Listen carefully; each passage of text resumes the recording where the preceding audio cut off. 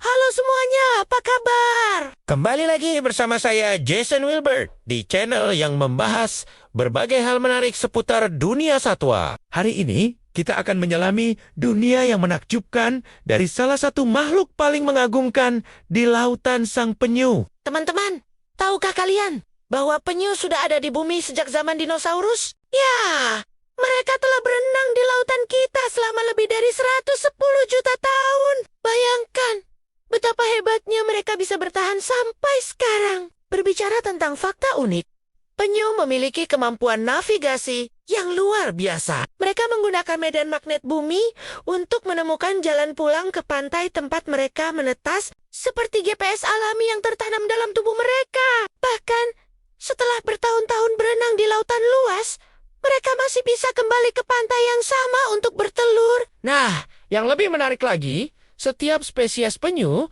memiliki keunikannya sendiri. Penyu hijau, misalnya, adalah satu-satunya penyu yang vegetarian saat dewasa. Mereka makan rumput laut dan tumbuhan laut lainnya. Berbeda dengan penyu sisik yang lebih suka berburu spons dan anemon laut. Bicara soal ukuran, penyu belimbing adalah yang terbesar.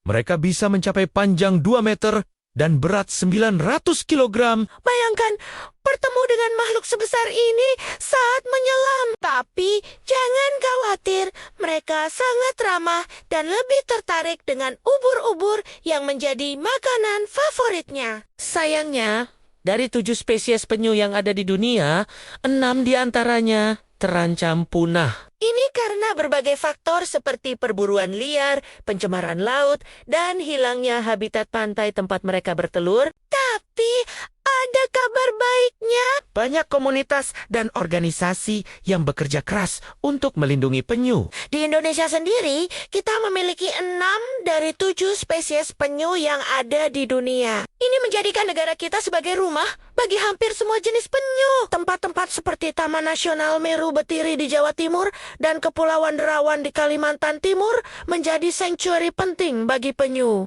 Hal menarik lainnya adalah cara penyu menentukan jenis kelamin anaknya. Suhu pasir saat telur mengeram akan menentukan apakah anak penyu akan menjadi jantan atau betina. Jika suhu lebih dingin, akan lahir penyu jantan, dan jika lebih hangat, akan lahir penyu betina. Bukankah alam sangat ajaib? Penyu juga memiliki umur yang panjang, bisa mencapai 50 hingga 100 tahun. Mereka menghabiskan hampir seluruh hidupnya di laut, kecuali saat betina naik ke pantai untuk bertelur. Proses bertelur ini sendiri sangat mengagumkan. Bayangkan, seekor penyu betina bisa menghasilkan hingga 100 telur dalam sekali bertelur. Yang membuat saya kagum adalah kemampuan adaptasi penyu. Mereka bisa menahan napas hingga 4-7 jam saat beristirahat di dasar laut. Saat berenang aktif, mereka masih bisa menahan napas selama 30 menit sampai 1 jam.